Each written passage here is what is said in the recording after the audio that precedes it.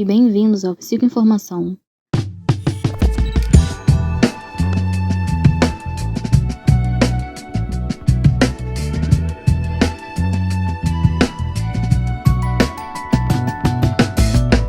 A faixa de hoje faz parte da audioteca do Psicoinformação, um espaço dedicado a transformar textos escritos em áudio.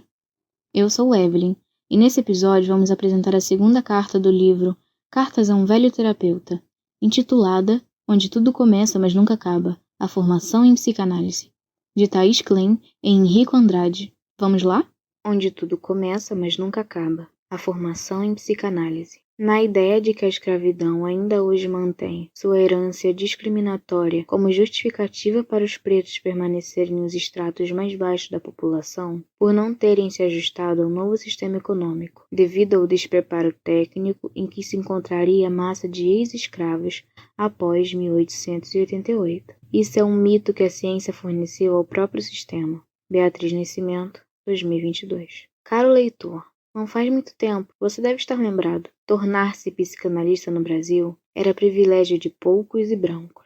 Há quem diga com naturalidade que seria preciso o valor de um apartamento para sustentar o caminho de formação. Artigo de luxo. Ser psicanalista ou fazer análise era, e ainda é, um índice de classe e raça. O fetiche da mercadoria, nesse contexto, se sustenta por um discurso universalista que não se ocupa com as desigualdades que marcam o nosso país e que encontra o seu amparo ideológico no mito da democracia racial, sobre o qual iremos vagar mais à frente. O psicanalista se ocuparia do sujeito do inconsciente, um sujeito suspenso na estrutura da linguagem, sem pé nem cabeça ou sem raça nem classe. Um humano muito especial, distante dos animais e das coisas, que desde seu nascimento encontra-se desamparado, descartado da coletividade e dos outros que o cercam.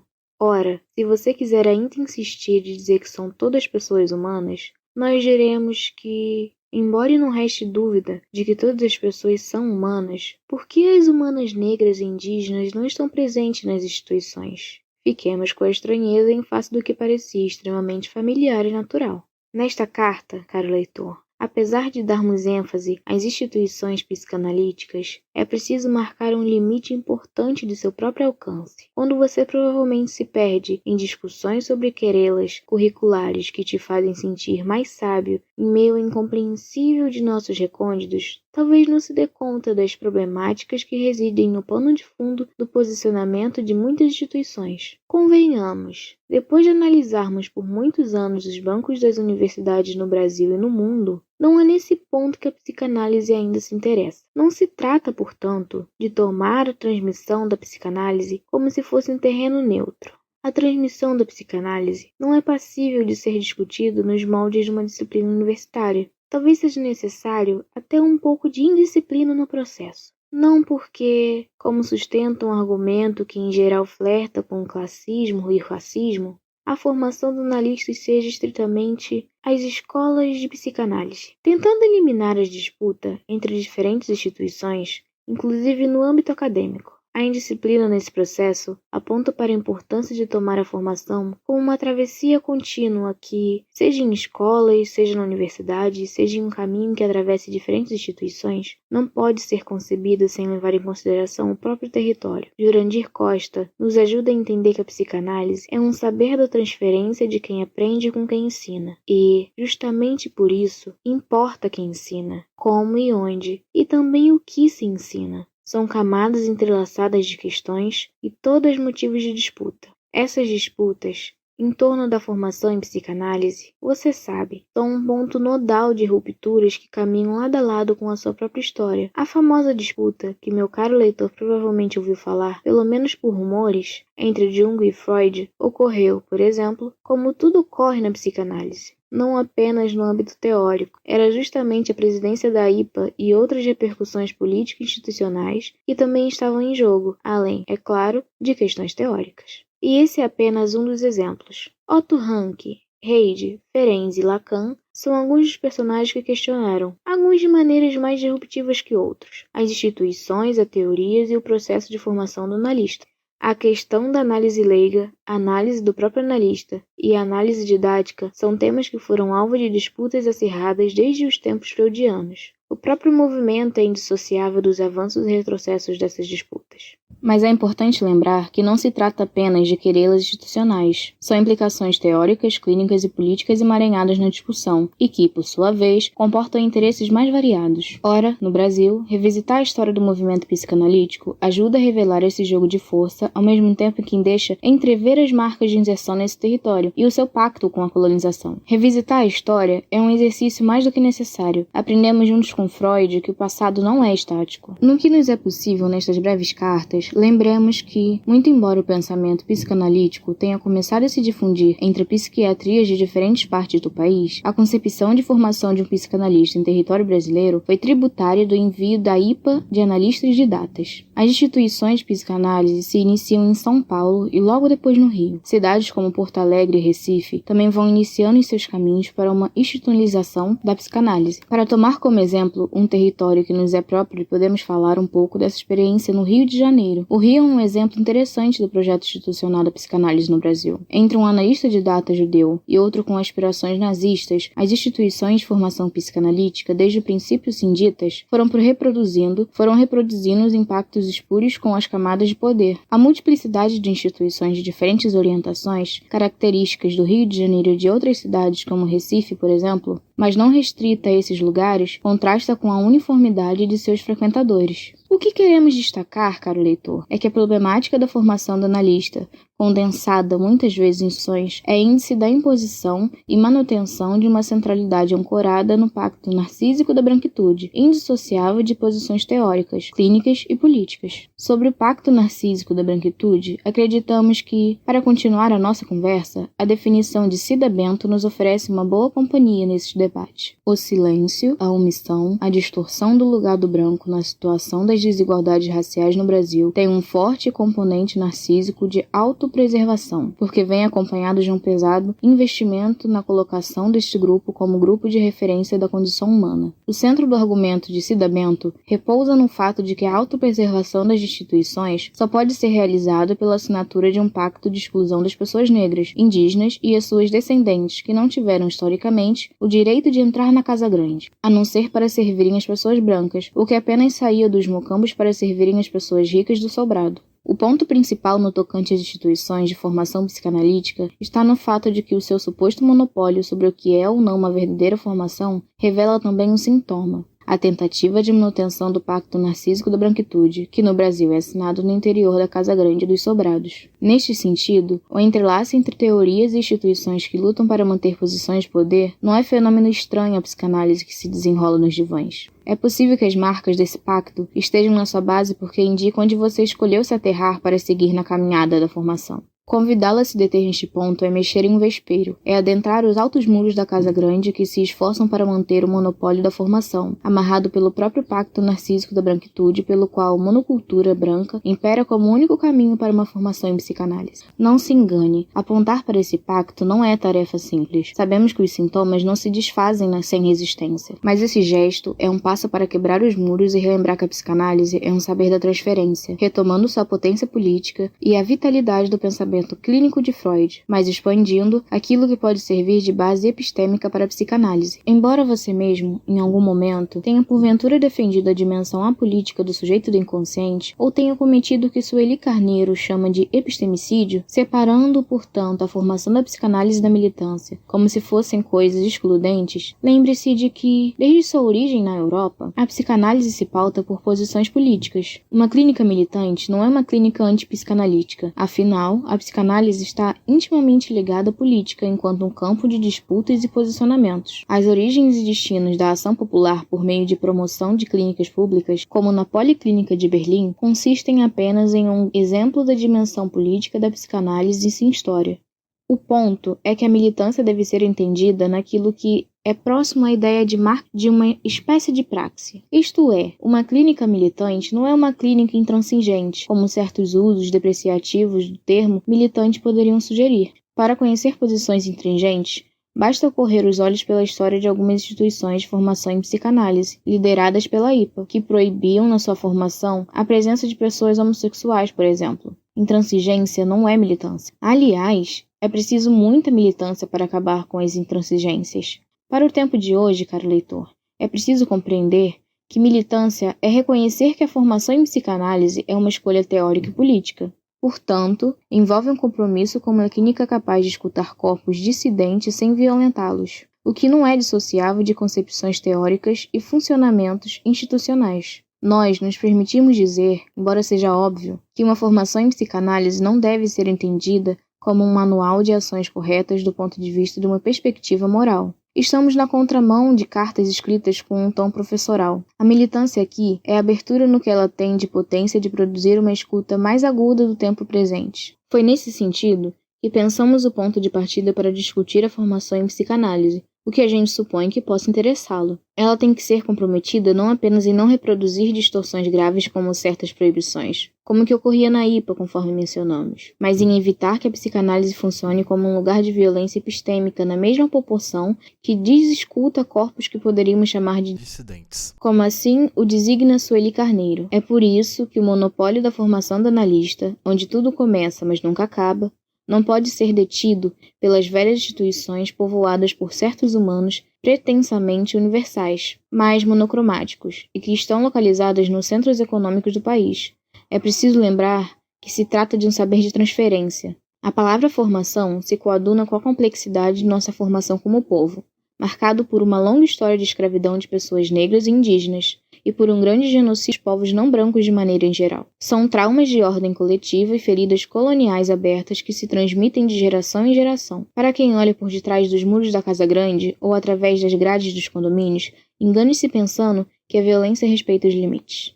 Como nos ensinou Jurandir Freire Costa, a psicanálise acaba por trivializar a violência quando arremete na área do homem contido pela cultura. Em nossas terras, a violência está na própria cultura, permeando os corpos. Seu percurso, todavia, não é o de uma bala perdida. A violência encontra o principal destino nos corpos negros e periféricos. Como, então, nesse contexto, tomar como ponto de chegada as reverberações da problemática da histeria, que governava o pensamento de Freud em Viena no final do século XIX e início do século XX? Talvez só seja possível sustentar esse discurso como universal assumindo uma tarefa, como a de Sísifo, de subir cada vez mais os muros das casas grandes, de gradear e monitorar cada centímetro dos edifícios, de tornar a formação psicanalítica uma ilha fantasiosa no centro do nosso próprio umbigo, ou seja, alimentar o sintoma. O velho que não quer morrer acaba por cometer um assassinato, e, nesse caso, o assassinato é de muitos outros silenciados, mas também um suicídio. É a própria psicanálise que perde sua potência de um instrumento político. É por isso que uma formação em psicanálise não pode ser feita sem que se considere que a cultura ou a civilização não é um bloco monopolítico. Diferente do argumento de que Freud não distinguiu as palavras alemãs Kultur e Civilisation, uma vez que estava se referindo a uma dimensão universal que atravessa todos, é preciso levar em consideração outra dimensão da própria cultura. Quando nos referimos à cultura nesse contexto, não a concebemos nos moldes europeus, que a tratam como oposta à natureza, como um artefato exclusivo dos humanos a serviço do controle, insuficiente de seus impulsos. A cultura, aqui, é pensada enquanto marcas que descentram a autossuficiência do indivíduo, maduro e bem integrado. É justamente o ponto de enlace entre nossos corpos e o mundo, que ao mesmo tempo os cria e é criado por eles. Cultura, portanto, não se impõe, como pensavam os colonizadores, mas revela os limites epistemológicos do etnocentrismo e deixa entrever igualmente. Quem nos ensina é Babá, as fronteiras enunciativas de uma gama de outras vozes e histórias dissonantes, até dissidentes, mulheres, colonizadores, grupos minoritários, os portadores da sexualidade policiada. A cultura é o lugar da fronteira, portanto, um espaço-tempo possível para alcançar novas margens. A ponte reúne enquanto passagem que atravessa. A gente deve retomar esse ponto em outras cartas. A pretensão colonialista da psicanálise em estabelecer uma universalidade da cultura, ancorada no tabu do incesto e na culpa, não se sustenta apenas no pacto dos irmãos da Horda Primeira, mas é aliada ao próprio pacto da branquitude, impedindo-nos de nos perguntar o que pode ser a cultura e afastando-nos da nossa própria materialidade que compõe os corpos. Um contrato racial, como nos lembra Charles Mills, no qual todos os corpos que supostamente se aproximam da natureza, os selvagens, são tomados como inferiores e não são signatários do pacto do qual são vítimas. A cultura é ao mesmo tempo herança e abertura, e sua definição não pode eclipsar o fato de que feridas e traumas são produzidos em territórios específicos e atingem determinados corpos. No território onde essas cartas são escritas, caro leitor, existem feridas abertas, como nos lembra o Samba Enredo de Mangueira de 2019. A história para ninar gente grande. Prevalece o sangue retinto pisado atrás do herói emoldurado. Quando pensamos a formação em psicanálise na Estação Brasil, não seria possível nos referir a uma civilização que poderia condensar toda a experiência humana na experiência europeia, como se todas as pessoas fossem tributárias da mesma raiz traumática. Não seria a própria noção de trauma um traço de certa cultura? É preciso circunscrever a psicanálise no terreno no qual as pessoas lutam para não verem as suas culturas apagadas, seus corpos vendidos como a carne mais barata do mercado, no dizer de Elza Soares. A cultura é menos um índice identitário e mais uma articulação entre tradição e criação. Nesse contexto, é interessante lembrar que, do latim, a palavra culturae remete à ação de tratar, cultivar e cuidar. É, portanto, com a herança e abertura de nossa cultura que a psicanálise pode ser ponte de cuidado. Assim, é muito provável, caro leitor, que a sua formação se inicie numa instituição da zona sul do Rio ou em algum bairro nobre da zona norte de Recife. Lugares que não podem ser comparados a Viena de Freud ou a Paris de Lacan, mas tampouco deixam de representar as marcas coloniais, tanto no sobrenome das pessoas que as compõem, quanto na ausência de parte importante da população do país. Com os seus tantos Silvas, Souzas, Nascimentos, Santos, Anjos, podemos falar da maioria da população. E a primeira coisa que convidamos você a estranhar é a quantidade de colegas brancos que se apresenta inversamente proporcional ao número de pessoas negras ou indígenas. Quando essas populações são minimamente representadas nas instituições de psicanálise, inclusive nessa na qual você iniciou a sua formação, é difícil hoje pensar a formação sonegando as desigualdades de natureza regional, de classe, gênero e raça, para apostar que o mal-estar na civilização é um só.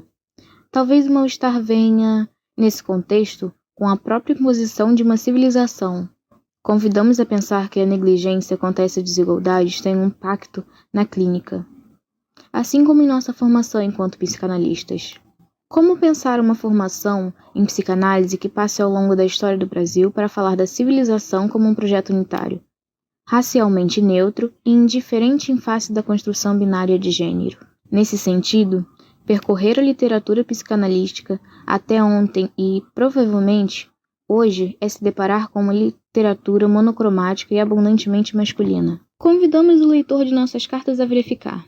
Faça o exame? Não devemos achar isso normal. A normalidade é o centro do pacto da branquitude. Afinal, como nos ensina a colega Lynn Schumann, a branquitura, nesse caso, é vista pelos próprios sujeitos brancos como normalmente e natural. A branquitude funciona como uma espécie de cegueira, por meio da qual as pessoas brancas não colocam em questões em que vivem, principalmente em bairros brancos, casas, e fazem amizade principalmente com brancos, interagem principalmente com brancos no seu trabalho. Isto é, parte importante do pacto da branquitude se investe de uma forma de resistência que ocorre pela própria negação da branquitude como a estrutura que rege o comportamento das pessoas brancas, na mesma medida, e que impõe o seu privilégio ideológico e econômico sobre toda a vida social.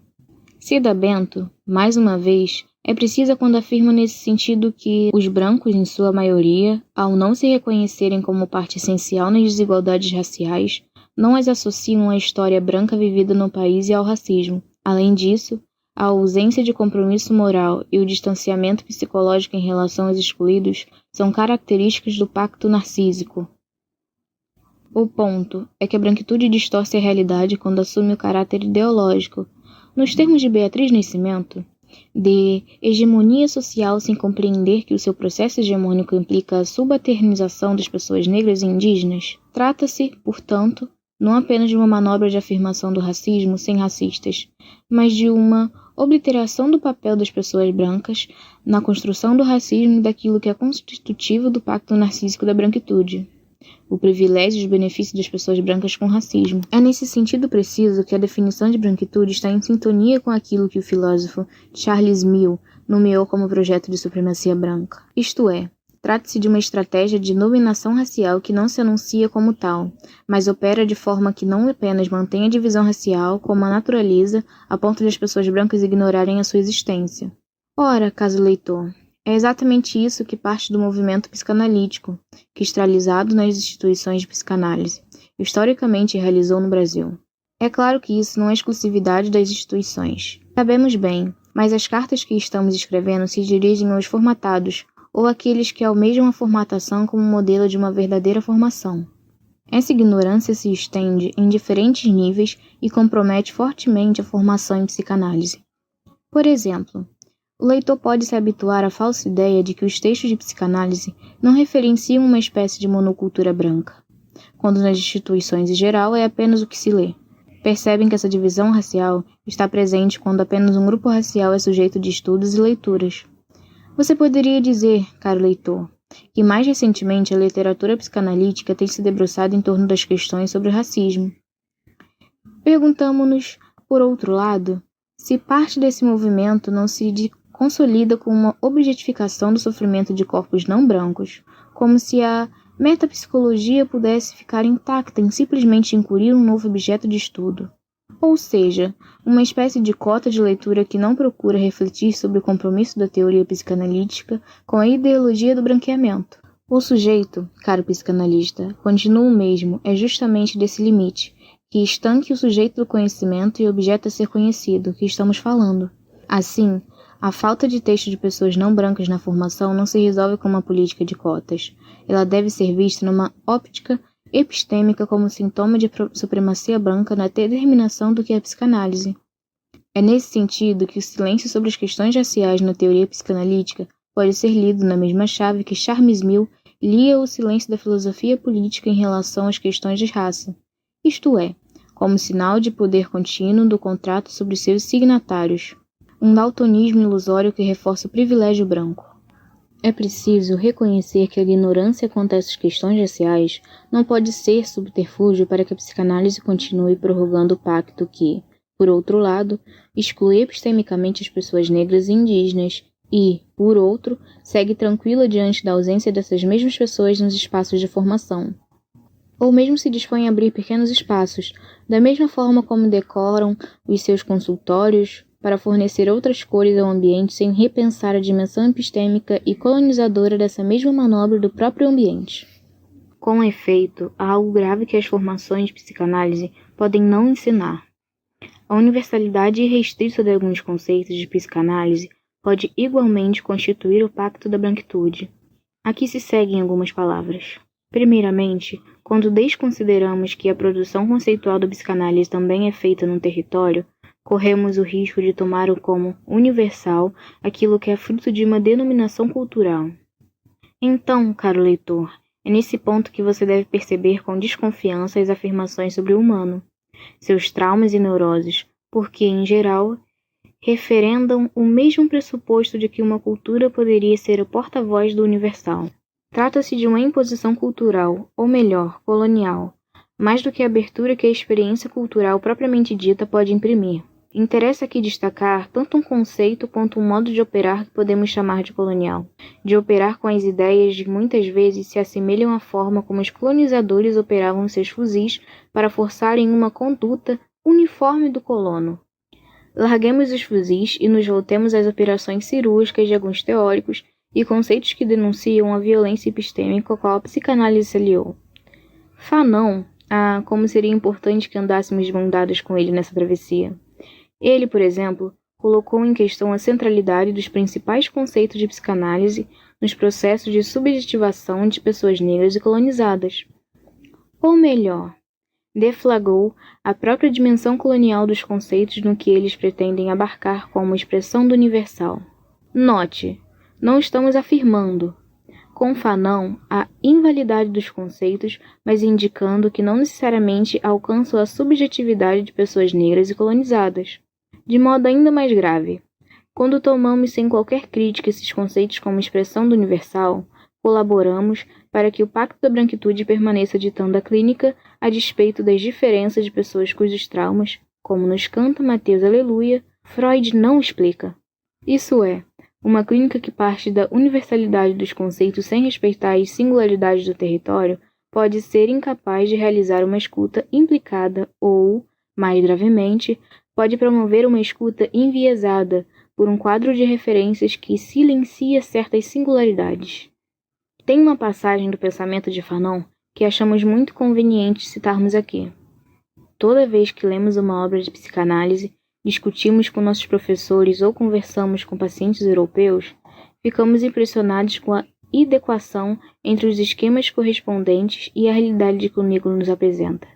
Concluímos, paulatinamente, que há uma substituição da dialética quando se passa da psicopatologia do branco ao negro. Entre esses esquemas, Fanon, em outra passagem, situa o complexo de Édipo para tomar como exemplo, mas o que estamos discutindo aqui não pode se resumir a um conceito específico. Estamos falando de um modo de operar conceitualmente, muito mais do que sobre apenas um conceito. É nesse sentido que a passagem citada, ligeiramente longa, é lapidar. Com ela, não estamos dizendo que o complexo de Édipo não pode também contribuir para a compreensão de certos sofrimentos que atingem também pessoas negras. Acredite que uma das formas de atuar mais recorrente do colonialismo é dizer que cartas como as nossas estão propondo a exclusão do cânone desses pobres homens brancos. O que gostaríamos de sublinhar é que essa pretensão de universalidade é uma das principais características do colonialismo.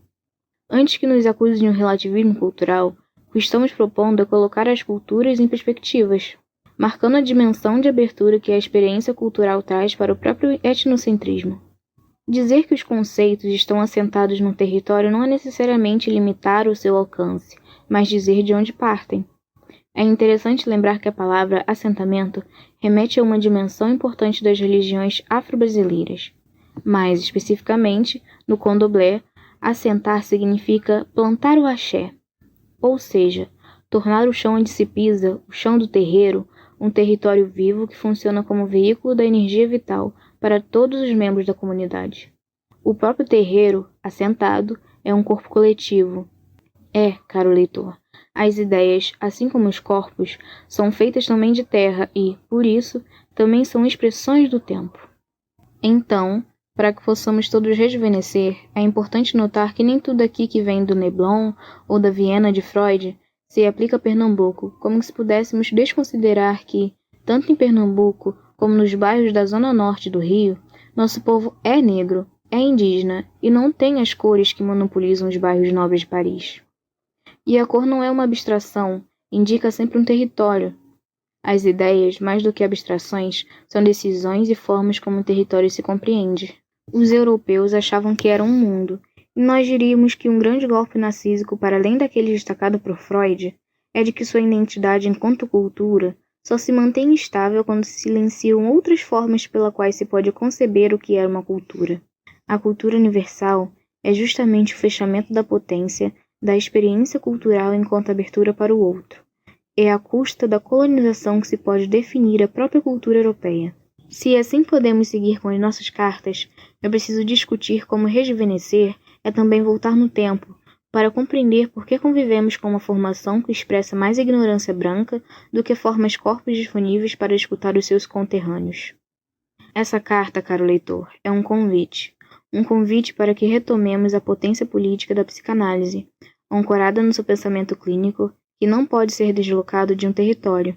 É um convite para que, em vez de cometermos um suicídio travestido de assassinato silenciador de corpos que não se adequam ao universalismo europeu, nós abramos para o processo transformativo da própria experiência cultural.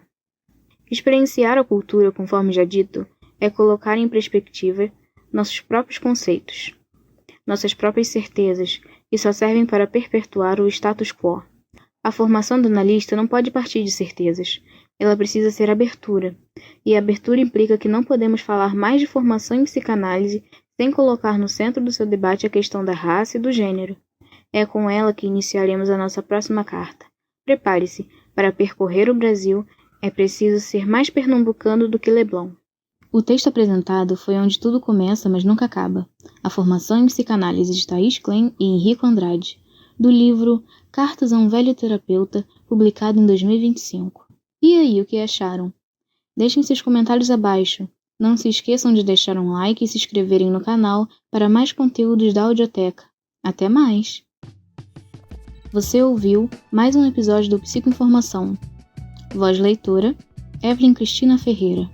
Edição: Arthur Macedo, Arthur Medeiros e José Ferreira.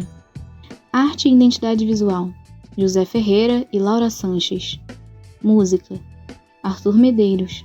Orientação: Professora Fábia Mônica.